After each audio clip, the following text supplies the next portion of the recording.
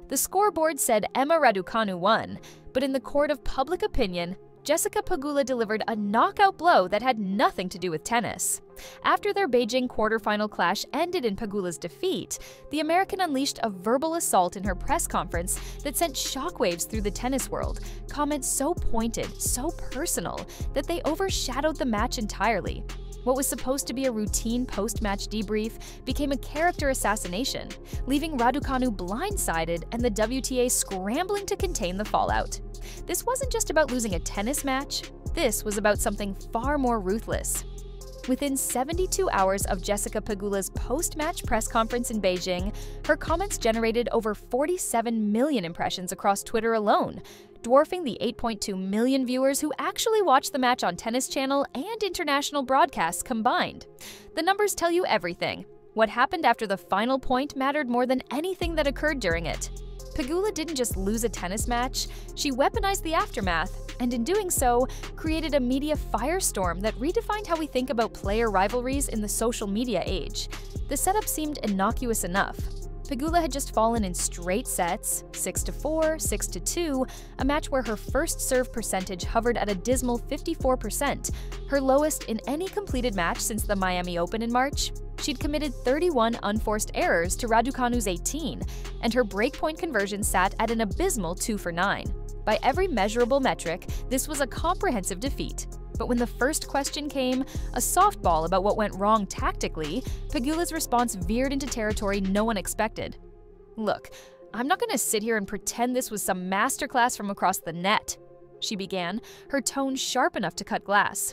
"Emma played solid tennis today, I'll give her that. But let's be real about what we're watching this season. When you've played 11 tournaments in 2 years, because of injury after injury, when you're getting wildcards into events based on what you did 3 years ago, when your ranking is held up by protected status and tournament directors feeling charitable, at some point, we have to ask if we're watching a tennis player or a marketing campaign." The room went silent. Pegula leaned forward, her body language suggesting this wasn't a heat-of-the-moment outburst, but something she'd been holding back for months. "I've played 52 tournaments in the same time frame. I've earned every ranking point, every seeding, every dollar of prize money. I'm out here grinding week after week, taking flights from Cincinnati to Toronto to Montreal, playing qualifiers when I had to early in my career, showing up even when my body's screaming at me to take a break. And then I see someone who's played fewer matches than some college players getting center court at every major, getting primetime broadcast slots, getting endorsement deals worth millions while the rest of us are out here actually proving ourselves on tour. It's exhausting. And honestly, it's insulting to everyone who's put in the work." Within minutes, the clip was everywhere. ESPN's tennis account posted it with the caption, "Pegula holds nothing back." Tennis Twitter exploded into tribal warfare, with Team Pegula and Team Raducanu trending simultaneously within the hour, each accumulating over 200,000 tweets by midnight Beijing time. Sports Illustrated published a think piece titled, "Has Jessica Pegula said what everyone's thinking?" within 90 minutes. Even mainstream outlets like CNN and BBC Sport picked up the story, pushing it beyond tennis circles into general sports conversation. The metrics were staggering. Pegula's Instagram following jumped by 340,000 in 48 hours, a 12% increase that typically takes players months to accumulate. Her mention rate on social media increased by 2,400% compared to her previous tournament appearance. Google search interest spiked to a career high, surpassing even her US Open final appearance in 2023. Industry sources reported that 3 major brands reached out to Pegula's management team within 24 hours, intrigued by her sudden positioning as tennis's truth teller. Raducanu's response became its own storyline. Her post-match press conference had occurred an hour before Pegula's, conducted in the warm glow of victory. She'd been gracious, praising Pegula's experience and work ethic. When word reached Raducanu's team about Pegula's comments, they made a calculated decision. Silence. No statement, no social media response, no hastily arranged follow-up interview. The British player boarded her flight to the next tournament without addressing the controversy directly, leaving a vacuum that the media eagerly filled with speculation. But silence isn't neutrality in the modern tennis ecosystem. British tabloids went to war. The Telegraph published a blistering editorial defending Raducanu's injury struggles and questioning whether American players understood the unique pressures of British sporting celebrity. The Guardian commissioned a piece exploring misogyny in tennis criticism, though they stopped short of directly accusing Pegula of gender-based attacks, a stretch considering both players are women, but the narrative machine was in full operation. Behind the scenes, the WTA found itself in an impossible position. A carefully worded statement emerged 36 hours after the incident. The WTA celebrates the diversity of personalities and perspectives that make our sport compelling. We encourage all players to express themselves authentically while maintaining the mutual respect that defines professional tennis. Tour officials privately expressed frustration to sympathetic journalists that Pegula had created unnecessary drama during what should have been a celebration of competitive tennis in a crucial Asian market. The incident's impact on actual attendance and viewership became immediately quantifiable. Raducanu's semifinal match in Beijing saw ticket prices on resale markets jump 67% compared to pre-controversy levels.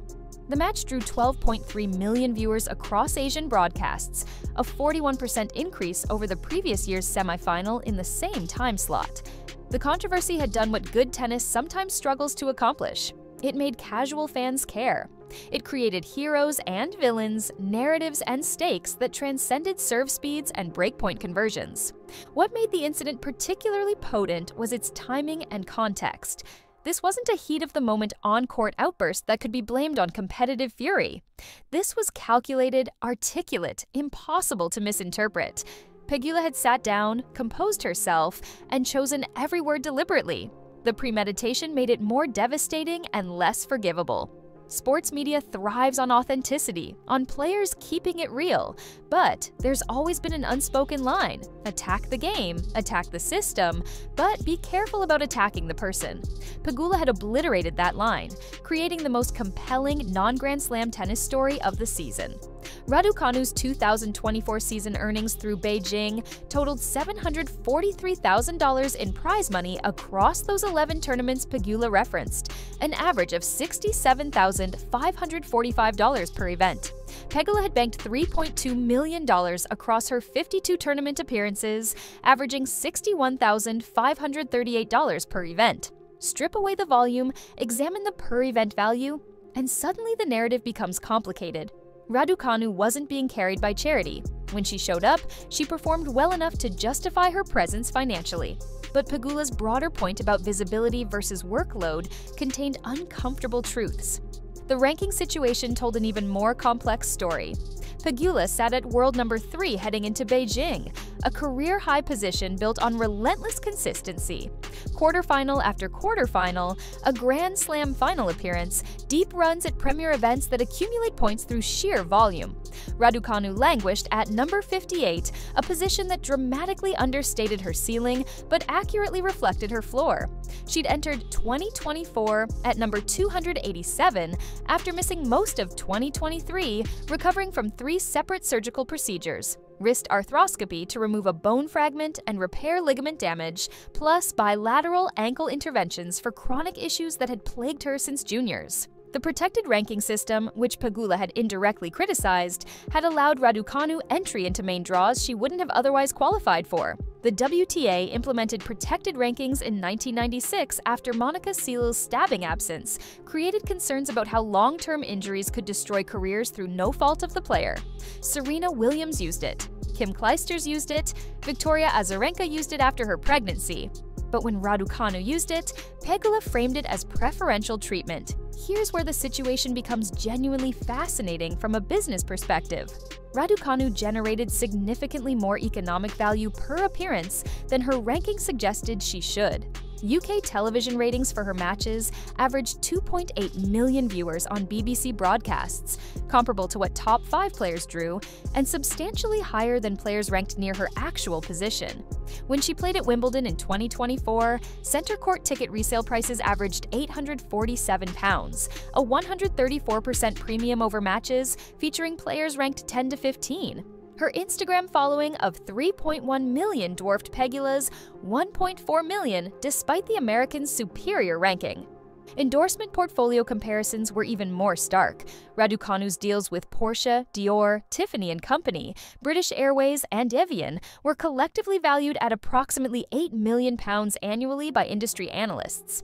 Pegula's partnerships with Babolat and several smaller regional sponsors totaled an estimated £1.2 million. The market had spoken. Raducanu, even injured, even inconsistent, even protected, was worth nearly 7 times more commercially than a player ranked 55 spots higher. This discrepancy drives to the heart of what Pegula was really criticizing. Professional tennis operates on 2 parallel economies: competitive merit and commercial value. The WTA ranking system captures only the former. Prize money distribution mostly follows competitive merit. But everything else, sponsorships, appearance fees, court assignments, broadcast scheduling, media attention, wildcard distributions, operates on commercial value, which factors in marketability, nationality, backstory, social media reach, and intangible star quality. Tournament directors face this tension constantly. The China Open in Beijing had to balance competitive integrity with commercial reality when constructing their schedule. Raducanu got scheduled on center court in prime time because organizers knew she'd fill seats and attract viewers. Pegula, the higher seed and objectively more successful player recently, got a secondary court for her earlier round matches. From a pure competitive standpoint, seeds should dictate court assignments. From a business standpoint, Raducanu put more money in everyone's pockets. The tournament, the sponsors, the broadcast partners, even the local economy benefiting from international fans traveling specifically to watch her. Beijing tournament organizers responded to specific market research, showing British players drew disproportionate Chinese fan interest due to educational connections between the countries. An estimated 150,000 Chinese students studied in the UK annually, creating cultural affinity that translated to sports viewership. When Raducanu played in Beijing, ticket sales data showed over 40% of purchasers had UK educational connections or British expat status. She was quite literally putting Chinese fans in seats in ways that even higher-ranked players couldn't replicate. The injury narrative adds another layer that Pegula's comments only partially acknowledged. Raducanu's absence from competition wasn't strategic or lazy. Her recovery timeline, managed by top medical professionals, dictated her return schedule. She wasn't sitting out tournaments by choice. She was following medical protocols designed to extend her career rather than rushing back and risking permanent damage. Different bodies break down differently. Some players, like Pegula, fortunately for her, maintain structural integrity through hundreds of matches. Others accumulate injuries that require extended rehabilitation regardless of mental toughness or dedication. What made Pegula's criticism particularly cutting was her implicit accusation that Raducanu hadn't earned her status through traditional pathways. But this revealed a specific definition of earning that tennis doesn't uniformly apply. Did Raducanu earn her US Open title? Unquestionably. No amount of luck or favorable draws explains winning 7 consecutive matches without dropping a set.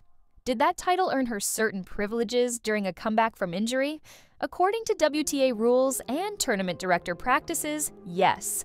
Pegula was essentially arguing that those privileges were excessive, that past achievement shouldn't outweigh current absence. It was a philosophically coherent position, but one that contradicted how tennis had operated for decades. The tension between these two players ultimately reflected a much larger question facing women's tennis in 2024. What does the WTA want to be? A ruthlessly meritocratic competition where only current results matter, where rankings alone dictate everything, or an entertainment product that balances competitive integrity with marketability, that recognizes stars are created through narratives and not just through consistent quarterfinal appearances? The answer, uncomfortably for purists like Pegula, was clearly the latter. The WTA existed as a business, and businesses respond to market incentives.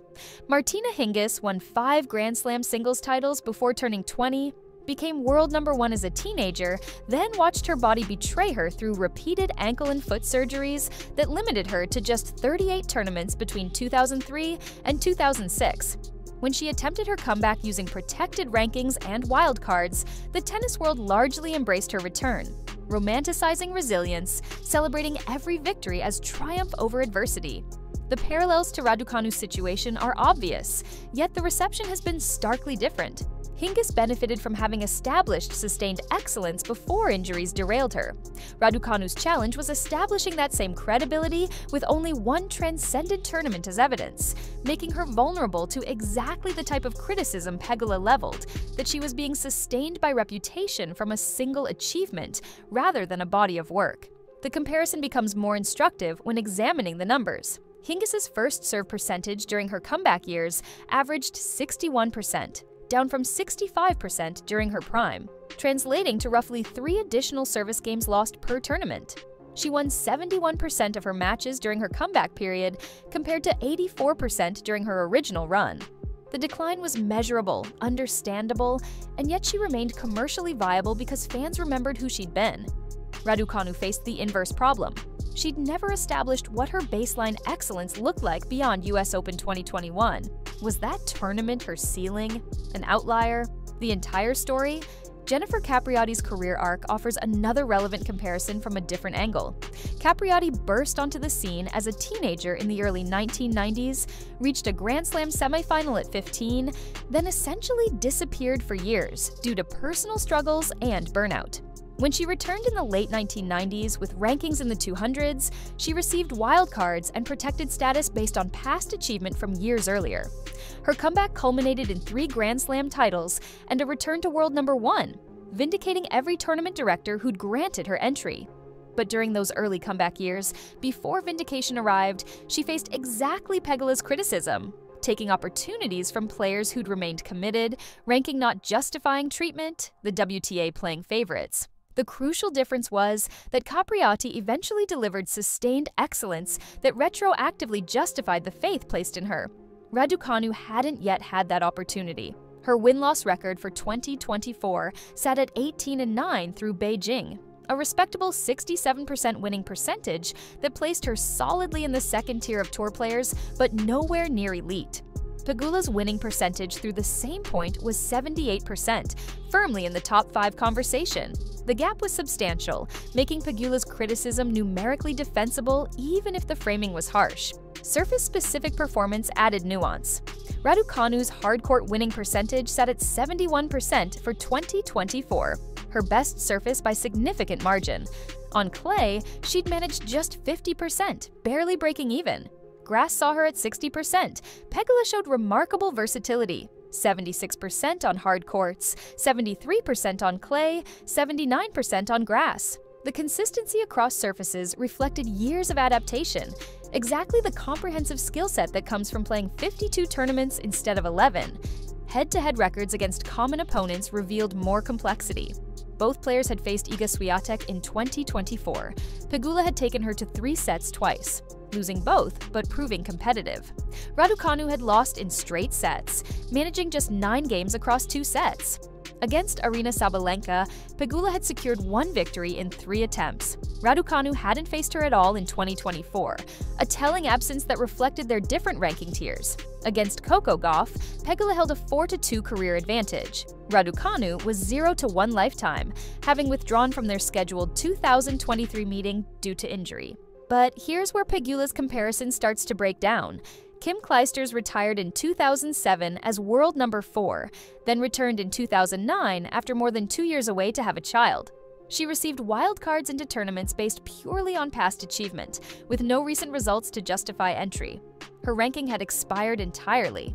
And what did she do? Won the US Open as an unranked wildcard in her 3rd tournament back, then won 2 more Grand Slams and returned to world number 1.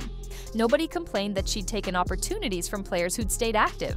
The difference was age and circumstance. Clijsters was nearly 30, had already established a full career, had stepped away for motherhood rather than injury.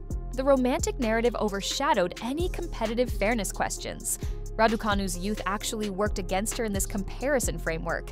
At 21 years old in late 2024, she looked like someone who should be accumulating experience, not recovering from it. Players her age, like Coco Gauff, Linda Noskova, or Mira Andreeva, were grinding through full schedules, building their games through volume, learning to win consistently across different conditions. Raducanu's injury absences placed her outside that cohort developmentally. She'd lost crucial years of professional growth, and no protected ranking or wildcard could return that lost development time. The question becomes, where's the line? How much past achievement justifies how much current privilege? Williams, with 23 titles, obviously deserved extensive accommodation. Clijsters, with 4 titles, clearly merited wildcards during her comeback. But Raducanu, with 1 title, even one achieved in historically unique circumstances, occupied a gray area where reasonable people could disagree about appropriate treatment. Pegula's position was essentially that 1 title wasn't enough, that Raducanu should prove herself in qualifying draws in smaller tournaments before receiving automatic main draw entry into premium events. It was coherent, but ignored how tournament economics actually worked. Raducanu in qualifying drew more attention and revenue than most main draw matches. Breakpoint conversion statistics offer another window into the competitive gap. Pegula converted 42% of her breakpoint opportunities in 2024, ranking her 7th on tour among players with at least 30 matches played. Raducanu converted just 37%, placing her outside the top 20. The 5 percentage point gap translated to roughly 20 additional games won for Pegula, purely through superior breakpoint execution. That gap reflected experience, mental toughness, and match conditioning that came from playing 2 to 3 times as many competitive matches. You can't practice breakpoint conversion effectively in training. The pressure of actual match situations creates psychological conditions that training never replicates. Broadcast executives at Amazon Prime, who'd paid $120 million for exclusive UK streaming rights to WTA Premier events through 2025, saw their viewership metrics spike 89% during Raducanu matches compared to equivalent rounds featuring players of similar ranking. That wasn't sentiment. That was actual streaming data, measured in concurrent viewers and total viewing hours, the metrics that determine whether broadcast deals get renewed at higher values or renegotiated downward. When Raducanu played, people watched. When she didn't, they found something else to do. The Nike deal Raducanu reportedly walked away from in 2022 was valued at approximately £3 million annually over 5 years. She declined it, choosing instead to structure individual deals with multiple brands, a strategy that raised eyebrows but proved financially brilliant. The Dior partnership alone was estimated at £2 million annually. Porsche's deal reportedly reached £1.5 million per year. Tiffany & Company came in around £1.8 million. Evian contributed another £800,000. British Airways added £1 million. Collectively, these deals exceeded £7 million annually, more than double what the Nike package offered, plus maintaining flexibility to add additional partners. The media coverage disparity told the same story from a different angle. Raducanu's name appeared in 47,000 news articles during 2024 through September. An average of 174 articles per day, she existed as a public figure. Pegula appeared in 8,200 articles during the same period, averaging 30 per day. Raducanu generated 5.7 times more media coverage despite playing a fraction of the tournaments and achieving objectively worse results. The Daily Mail alone published over 200 Raducanu stories in 2024, covering everything from her practice outfits to her restaurant choices to her rehabilitation process. This media attention differential created secondary commercial effects that compounded over time. Raducanu's Instagram posts commanded an estimated £50,000 to £80,000 per sponsored post, based on her engagement rates and follower count. Pegula's sponsored posts generated perhaps £8,000 to £12,000. Over a full year with monthly sponsored content obligations, that gap meant an additional £500,000 in Raducanu's favor purely from social media activation. The numbers kept compounding. More media coverage led to more sponsor interest, led to higher fees, led to more marketing budget, led to more media coverage. The British public's investment in Raducanu operated on a different level entirely from typical sports fandom. When Andy Murray won Wimbledon in 2013, ending a 77-year drought for British men, BBC viewership peaked at 17.3 million. Raducanu's US Open final drew 9.2 million UK viewers at 1 a.m. local time on a weeknight, roughly 1 in 7 people in Britain watching tennis in the middle of the night. That viewing audience created a sense of collective ownership. The British public felt they'd discovered her, championed her, witnessed her triumph together. That emotional investment meant they continued caring about her career in ways they never would for a steady American player who'd simply accumulated good results over time.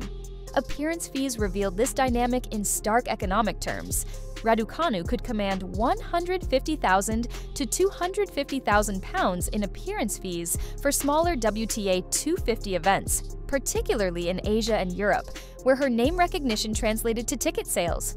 Pegula's appearance fees for equivalent events ranged from £30,000 to £60,000. Tournament directors faced a simple calculation. Paying Raducanu £200,000 to appear generated £500,000 in additional ticket revenue, £200,000 in increased sponsorship activation, and immeasurable marketing value from media coverage. It wasn't charity, it was arbitrage. When Porsche signed Raducanu, they didn't just pay her fee. They built an entire marketing campaign around her, allocating an estimated £5 million in advertising spend to maximize their association. Billboards in London, Manchester, and Birmingham featured her image. Digital campaigns targeted her demographic profile. Dealership events leveraged her appearance for customer acquisition. The total investment, her fee plus activation budget, likely exceeded £6.5 million annually. Babolat's total investment in Pegula, including her fee and their relatively modest activation budget, probably reached £800,000 annually. The 10-to-1 gap reflected their assessment of commercial impact, not tennis ability. Global fan sentiment, measured through social media analysis tools, showed fascinating patterns. Raducanu's sentiment score averaged 68% positive, 21% neutral, 11% negative. Pegula's sentiment score was actually higher, 71% positive, 24% neutral, just 5% negative. But Pegula's total mention volume was so much lower that her higher sentiment percentage translated to fewer total positive mentions.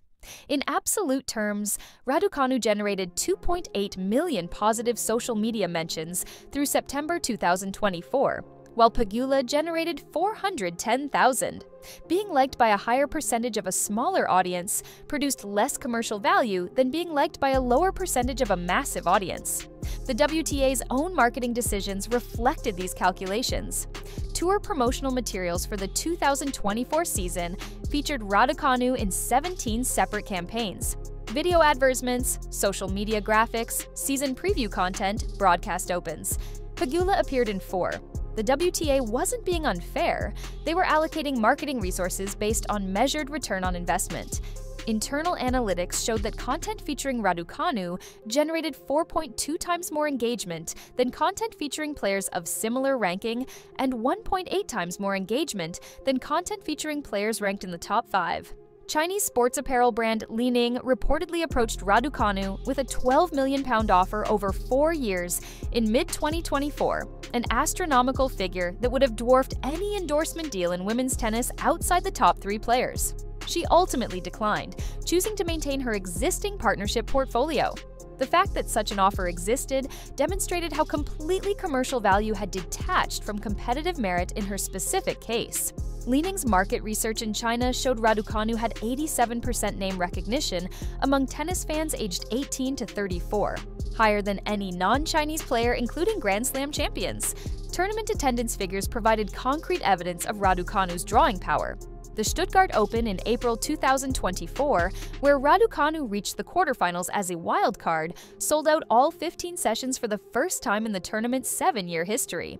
Tournament director Markus Guntart attributed the sellouts directly to Raducanu's participation. Total attendance reached 87,000 across the week, up from 64,000 in 2023, an increase of 23,000 fans, roughly 35% growth. Tournament officials estimated her presence drove at least 15,000 additional tickets. At an average ticket price of €75, that represented over €1 million in additional revenue. Wimbledon's queue system saw its longest wait times in 15 years during Raducanu's 2024 second-round match, with fans arriving 41 hours before gates opened to secure premium seating. Secondary market pricing reached £890 for center court seats that carried a £240 face value. a 271% premium that represented the highest single-session markup of the entire fortnight, excluding finals weekend. By comparison, Pegula's quarterfinal match later that week saw resale premiums of just 43% above face value. Prize money distribution at Grand Slams had increased 127% for first-round losers between 2015 and 2024, rising from $39,500 to $89,700 at the US Open, a change driven largely by player advocacy about the economic precariousness of life outside the top 50. The WTA Players' Council, which Pegula had served on since 2021, pushed aggressively for this redistribution. The 2025 Australian Open projected first-round losers would receive 132,000 Australian dollars, up from 106,250 Australian dollars in 2024. 2024, a 24% increase representing the single largest year-over-year jump in opening round compensation in tournament history. These were exactly the players who suffered most when wildcards went to injured former champions rather than to qualifiers who'd earned entry through current results. Consider a player ranked 95th who entered qualifying for 12 Premier events in 2024, won 2 qualifying rounds each time to reach the main draw of 8 tournaments, lost first round in 6 of those, second round in 2. That player earned approximately £420,000 in prize money, barely covering a year's expenses for coach, physio, trainer, travel, and accommodations. Now, remove 2 of those main draw opportunities because wildcards went to Raducanu instead. Those 2 missing first-round appearances cost £120,000 in prize money, a 28% reduction in annual income that might mean cutting a team member, reducing tournament entries, or questioning whether to continue professional tennis at all. Jelena Ostapenko provided an instructive parallel case study. The Latvian won the 2017 French Open as an unseeded player ranked 47th, leveraged that title into a top 5 ranking within months, but then struggled with consistency, her ranking fluctuating between 10 and 50 for the next 5 years. By 2024, she'd settled into the 15 to 25 range. Her commercial trajectory told the revealing story. After her French Open triumph, she'd signed deals worth an estimated £2.5 million annually. By 2024, those deals had declined to approximately £800,000, a 68% reduction from her peak. The market had evaluated her based on sustained results rather than past achievement.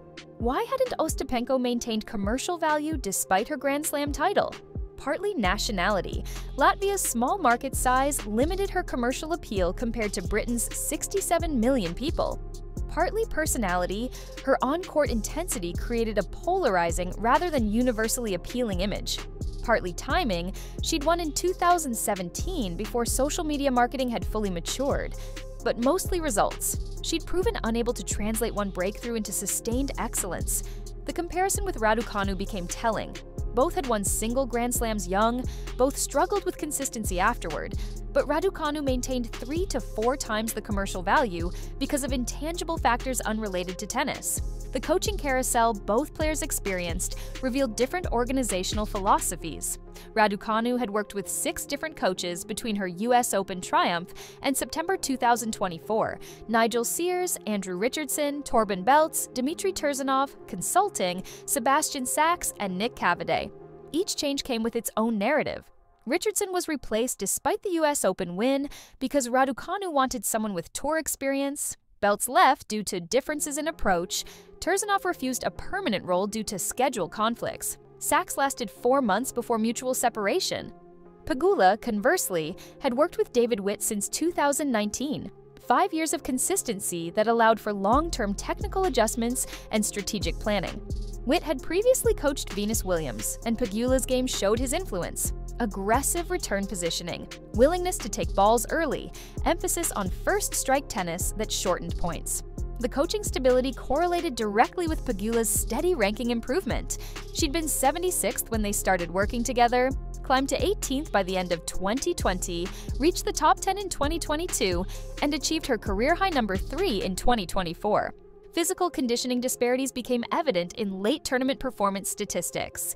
Pegula's third set winning percentage in 2024 sat at 69%, She won more than 2/3 of matches that extended to a deciding set, suggesting superior fitness and mental resilience. Raducanu's third set record was 42%, barely above coin flip odds, indicating she struggled physically and mentally when matches extended beyond 2 hours. That gap reflected training volume and match conditioning. Pegula's body had adapted to the demands of professional tennis through years of consistent competition, while Raducanu's extended absences meant she was perpetually playing catch-up. Retirement rates mid-tournament told a related story. Raducanu had retired or withdrawn mid-tournament from 6 events since her US Open triumph, roughly 15% of all tournaments entered. Pegula had retired from competition exactly once since 2020, a rate under 2%. That 11-fold difference in retirement rate reflected genuinely different physical fragility levels. The tragedy from Raducanu's perspective was that physical fragility didn't negate her skill. When healthy, she could beat top players, as her Beijing victory over Pegula had just demonstrated. But remaining healthy proved elusive. The age progression analysis added another uncomfortable dimension. Raducanu had turned professional at 17, qualified for Wimbledon at 18, and won the US Open at 18. That compressed timeline from junior tennis to Grand Slam champion, essentially 18 months, meant she'd skipped normal professional development stages. Most successful WTA players spent 3 to 5 years grinding through challengers and smaller WTA events, gradually building their games against progressively better competition, developing physical durability through accumulated load. Raducanu had jumped from British junior tennis to Grand Slam champion with virtually no intermediate steps. Pegula had followed the traditional pathway almost perfectly. She'd turned pro at 18, but spent 3 years primarily playing challengers and qualifying for WTA events. She didn't win her first WTA main draw match until age 21. She didn't crack the top 50 until 25. That slow build allowed her body to adapt gradually to tour demands, allowed her game to mature against appropriate competition levels, allowed her to develop mental toughness through accumulated adversity.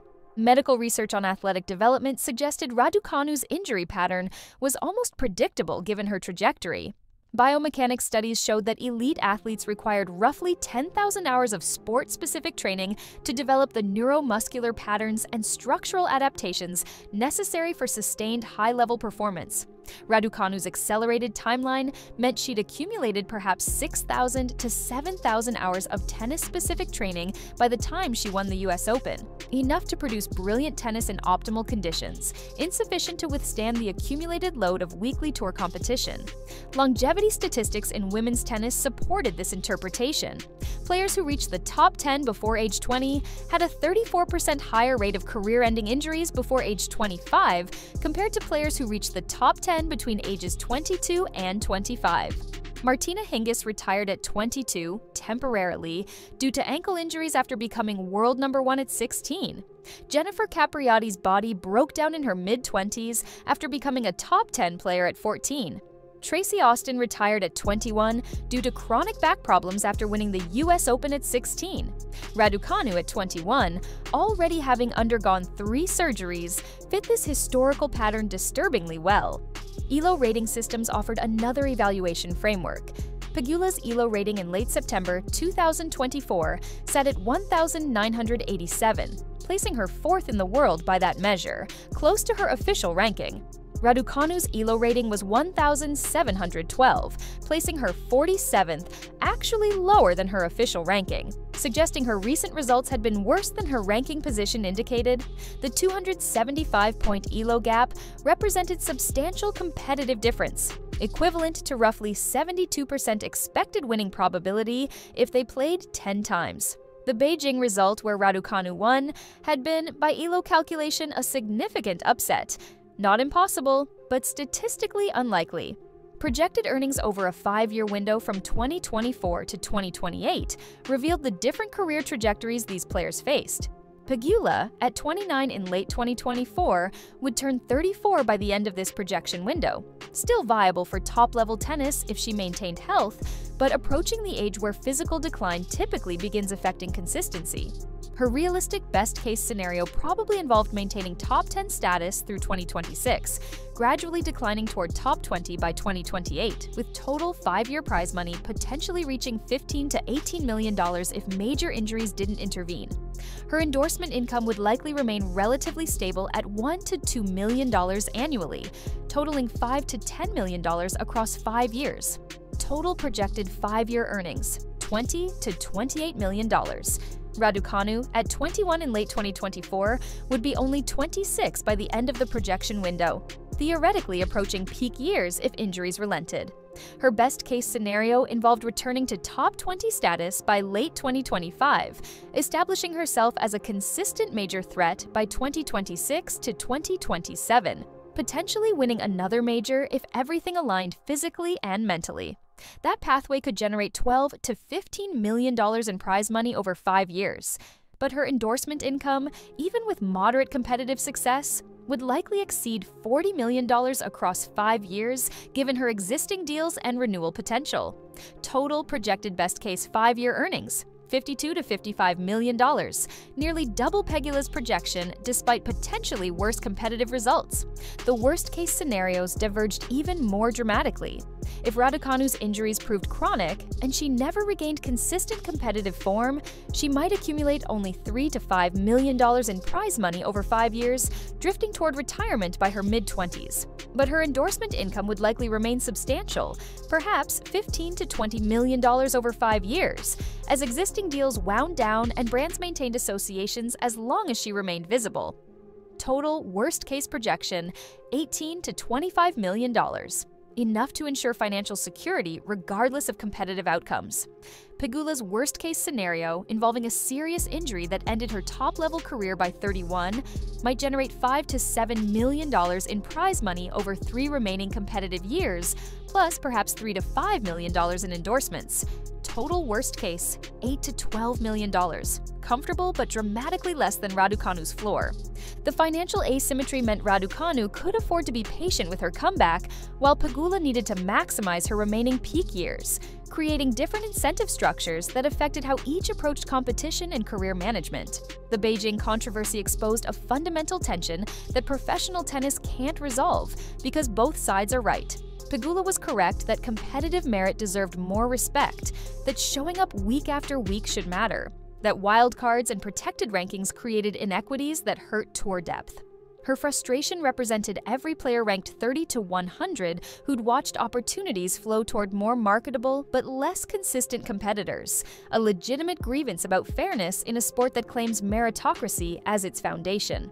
But tournament directors, sponsors, and broadcasters were also correct that commercial sustainability requires stars who capture public imagination, that filling stadiums and securing broadcast deals depends on names that resonate beyond tennis diehards, that the sport's financial health, which ultimately benefits all players through higher prize money, depends on amplifying the Raducanus of the world, even when their ranking doesn't strictly justify their visibility. The uncomfortable truth is that tennis operates as both sport and entertainment, and those two functions will always conflict. Rankings measure competitive achievement with mathematical precision. Commercial value measures cultural impact with no formula at all. A player can be world number 3 and struggle to sell tickets. A player can be ranked 58th and generate more revenue than the top 10 combined. Neither scenario represents failure. They're just measuring different things. What made Pegula's press conference so explosive wasn't that she was wrong. She wasn't. It was that she said the quiet part loud. Everyone in professional tennis understands these dynamics, but acknowledging them publicly threatens the sport's carefully maintained fiction that success is purely meritocratic, that hard work and talent alone determine who thrives. Pegula shattered that fiction by pointing directly at the exception that proved the rule: Emma Raducanu, whose single transcendent tournament 3 years ago continued generating opportunities that her recent results couldn't justify by ranking alone. The irony is that Pegula herself benefits from structural advantages she didn't earn through tennis merit. Her family's $7.7 billion net worth means she's never faced the economic desperation that forces lower-ranked players to skip tournaments they can't afford, to cut coaching staff when prize money runs short, to retire early because sustaining a professional career becomes financially untenable. That security, unearned, inherited, permanent, allowed her to focus purely on tennis development while others worried about making rent. Raducanu's commercial advantages from her US Open title operate on similar logic. Neither player chose their circumstances, but both benefit from factors beyond current competitive merit. The question for tennis moving forward isn't whether to prioritize merit or marketability. The sport needs both. It's whether the gap between those two economies can coexist without creating the resentment that erupted in Beijing. Pegula's comments suggested that gap had grown too wide, that the contradiction between who wins matches and who gets opportunities had become impossible to ignore.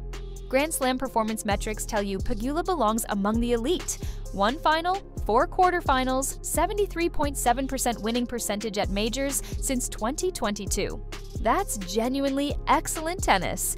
But public perception polling tells you that Raducanu is 5 times more recognizable to casual British fans, commands 7 times the endorsement income, and generates engagement metrics that dwarf players ranked 50 spots higher. Both statistics are true. Both matter. They just matter to different constituencies with different priorities. The WTA will continue making calculated compromises because there's no alternative. Wildcards will still go to injured former champions because tournament directors need to sell tickets. Protected rankings will still allow comebacks because the tour needs stars who can return from injury without starting over in qualifying. Prize money will continue flowing disproportionately to consistent performers because competitive integrity requires rewarding results. And commercial opportunities will continue favoring marketable players because sponsors aren't charities. They're businesses seeking return on investment. What changes, perhaps, is transparency about these compromises.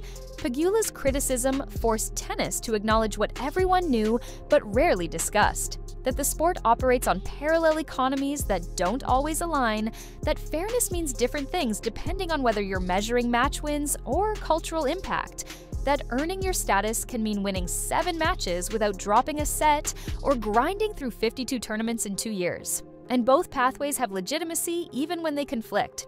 The debate questions for tennis fans moving forward are these: should past achievement grant ongoing privileges indefinitely, or should there be a statute of limitations on Grand Slam titles when it comes to wildcards and protected rankings? Raducanu won the US Open in 2021. By 2024, that was 3 years ago. Ancient history in professional tennis, where form changes monthly. At what point does a title become irrelevant to current opportunities? 5 years? 10? Never.